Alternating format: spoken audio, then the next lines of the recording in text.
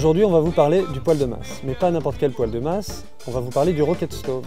Le Rocket Stove, c'est un poêle à accumulation de chaleur que l'on peut construire soi-même. Alors, pas mal d'entre vous ont déjà entendu parler de ce modèle de chauffage. Là, on est arrivé à une version qu'on appelle la version 3.0, une version batch block. Et Guillaume, on s'est rencontrés, comme beaucoup de passionnés du Rocket Stove et de permaculture en général.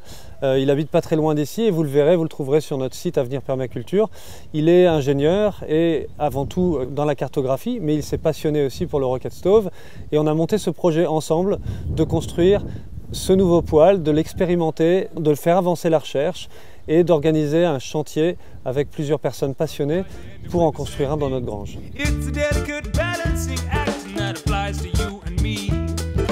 Donc un poêle de masse, c'est un système de chauffage au bois qui va dissocier la partie production de chaleur de la partie de restitution. Donc on va faire une flambée en une seule fois qui va durer 2 heures. On va produire beaucoup de chaleur à ce moment-là. Elle va être stockée dans un accumulateur, souvent fait de matières comme de la brique, de la pierre, qui sont capables de stocker beaucoup la chaleur. On dit qu'il y a une inertie thermique dans ces matériaux. Et ces accumulateurs-là vont restituer progressivement, pendant plusieurs heures, voire une journée ou 2 journées, en fonction de la quantité de matière qu'on met, toute cette chaleur progressivement dans l'habitat. Donc aujourd'hui, le Rocket Stove, c'est un poêle qui fonctionne en continu, qui a l'architecture en L, qui crée un tirage, une aspiration forte et qu'on a l'habitude d'entendre le petit bruit significatif du ronronnement de ce type de poêle. Et plus récemment, en 2012, donc il y a Peter van den Berg qui a essayé de transformer ce système-là en un poêle de masse, c'est-à-dire qui fonctionne avec une seule flambée et qui va restituer dans un second temps. Il a intitulé ce système-là un batch rocket. Donc c'est à lui qu'on doit cette évolution-là et il a essayé de standardiser le foyer et les surfaces et la matière finalement d'accumulation dont on a besoin derrière ce type de foyer-là pour avoir un poêle de masse pour les autoconstructeurs et qui fonctionne avec des très bons rendements et qui soit relativement simple à construire. Et donc depuis, il y a un site internet qui a été fait, traduit dans plein de langues par différentes personnes et chacun expérimente autour de ça, apporte des variations sur ce concept de base. Et récemment, il y a une autre association qui s'appelle Uzume qui expérimente autour d'un poêle qui est plus compact, mais qui reprend les mêmes principes et qu'ils ont baptisé le batch block. Donc c'est ce qu'on fait pendant ce stage. L'idée de base, c'est d'essayer de réduire les dimensions du batch rocket qui, lui, a une cheminée interne qui est vraiment grande et de diminuer cette hauteur-là pour gagner en compacité, en simplicité de montage aussi. Et donc avoir un système qui soit à peu près équivalent en termes de performance, mais qui soit plus simple, plus compact et tout aussi durable à faire.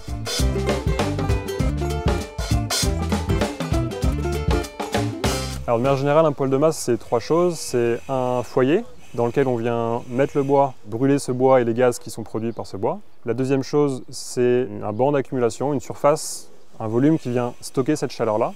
Donc les chaleurs qui sont contenues dans les gaz de fumée, avant de les faire sortir, on vient les faire circuler dans des conduits qui sont du coup en briques aussi ou en matière un petit peu lourde comme de la pierre, de la terre, de la brique. Et la troisième chose, c'est un conduit de fumée qui vient faire le moteur du système finalement en aspirant ces gaz-là et en attisant le feu.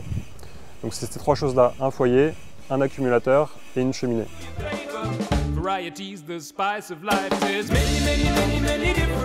Et en fait, il y a 2 processus. Le premier, c'est donc on vient décomposer le bois et il y a une grande partie finalement qui vient libérer des gaz. Et c'est ces gaz-là qu'on va enflammer et qu'on va venir brûler dans une deuxième combustion qui, elle, se fait au-delà de 350-400 degrés et qui vient finir de bien tout brûler. Si on fait uniquement décomposer le bois comme un feu de cheminée finalement, la deuxième combustion n'a pas lieu et donc il y a beaucoup de gaz qui contiennent de l'énergie, qui sont entre autres du monoxyde de carbone aussi, qui ne sont pas brûlés et qui du coup s'échappent dans l'air. On a plus de fumée, moins de rendement et du coup on est obligé de passer plus de bois dans la cheminée en plus que d'être un peu moins propre. Donc en fait il y a 2 zones. La première ici qu'on voit, c'est là où on va mettre les bûches, donc dans le sens de la longueur. On va charger ça à peu près jusqu'aux 2 tiers. On vient enflammer Les bûches par le haut pour des questions de pollution qui est plus restreinte en faisant ça et qui amorce mieux la combustion. C'est ce qui permet de moins encrasser et de moins polluer au démarrage. Donc ça c'est la première zone. Et ensuite on a une fente à l'arrière gauche et dans cette zone-là, ça va être la zone où les gaz qui ont été produits dans la première chambre mais qui n'ont pas été brûlés vont finir d'être brûlés. Et ils vont finir d'être brûlés parce que c'est une zone qui va être à très haute température et on va amener de l'air frais, tout neuf, par ces petits dispositifs-là qu'on appelle le canal de sol. C'est un canal d'arrivée d'air qu'on qualifie d'air secondaire pour effectuer la seconde combustion.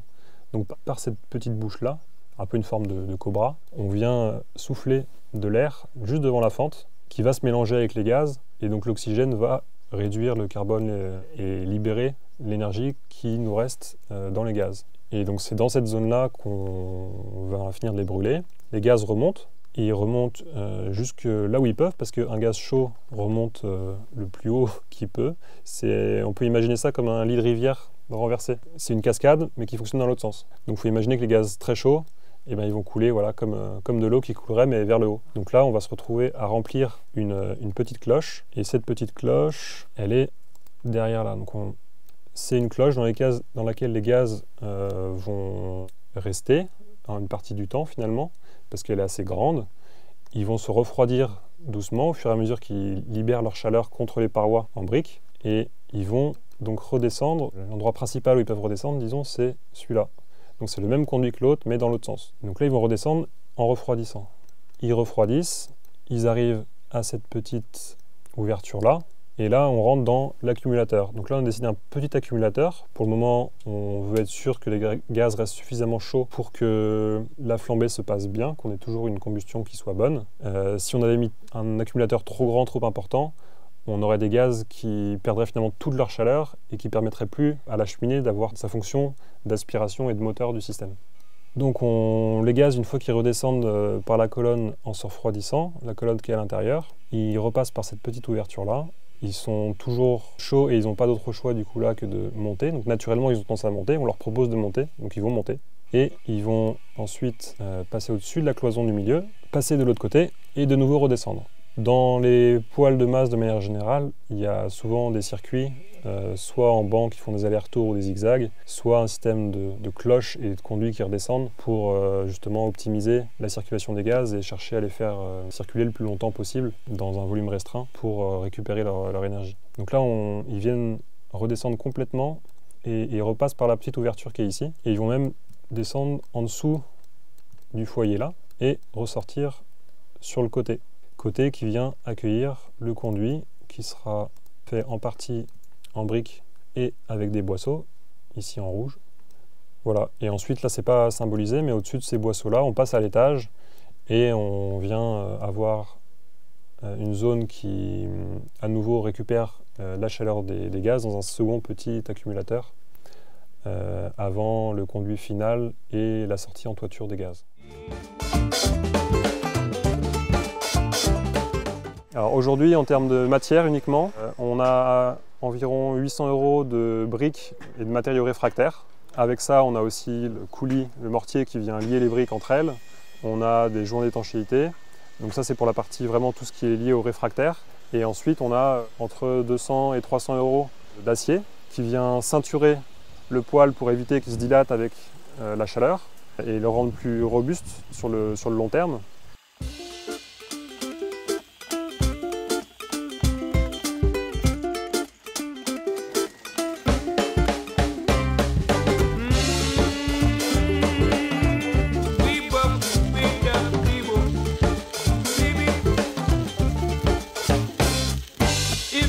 Every color under the sun, in time you'll find that you just have one.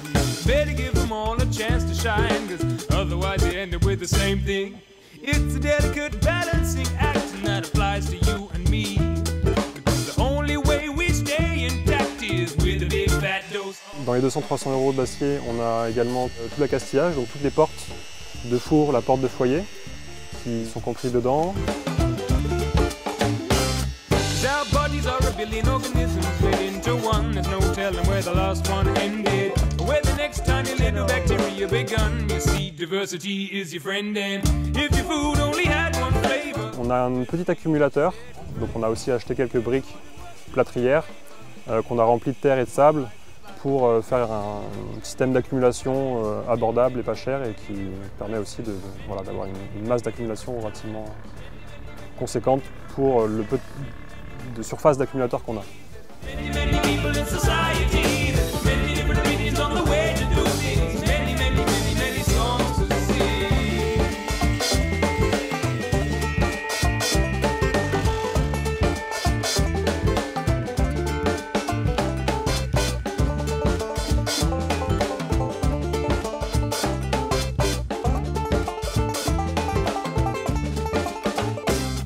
So if you like everything to look the same, just open up and try to get past it, cause it really does make you stronger when you don't put all your eggs in one basket. The more functioning connections, the better. You never know what it will become. Mix it up but keep it together. Let your differences work as one, cause there's many different kinds, many different places, many different times, many different faces, many different varieties, many people in society. There's many different opinions on the way to do things, many songs to sing. On cherche à améliorer la longévité des poêles, être sûr qu'ils soient robustes, et tout en ayant un poêle qui soit compact aussi. Compact, ça veut dire esthétiquement plus agréable dans un intérieur, mais aussi plus facile à monter, que ce soit pour soi en tant qu'autoconstructeur ou pour un artisan si on venait à faire cette partie-là.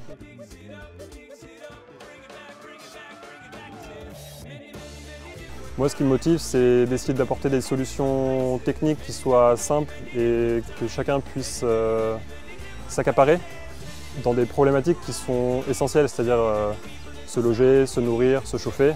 Et quand on fait ça déjà bien, qu'on a la maîtrise et qu'on a des solutions qui soient à la fois écologiquement viables et qui demandent une technicité simple, je pense qu'on peut changer les choses de cette manière-là. J'espère que vous aurez bien aimé cette vidéo, que vous avez compris ce que c'était qu'un poêle de masse Rocket Stove, et en l'occurrence le poêle Batch Block. Et si vous avez aimé cette vidéo, n'hésitez pas à nous soutenir en la partageant autour de vous et en nous faisant connaître.